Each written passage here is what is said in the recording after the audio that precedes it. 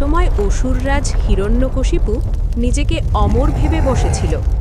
ব্রহ্মার বর তাকে এমন শক্তি দিয়েছিল, না দিন না রাত, না মানুষ না পশু, না ঘরে না বাইরে, কেউ তাকে মারতে পারবে না।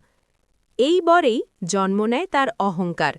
সে ঘোষণা করল, The আমি gods are ঈশ্বর। dead. কিন্তু তার নিজের পুত্র I am Prahlad the supreme. বিশ্বাস করত বিষ্ণুকে।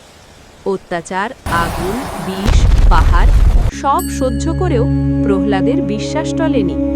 হিরণ্যকশিপু চিৎকার করে বলল, তোর বিষ্ণু কোথায়? প্রহ্লাদ শান্ত কণ্ঠে বলল, তিনি সর্বত্র। ঠিক তখনই এক স্তম্ভ কেঁপে উঠল।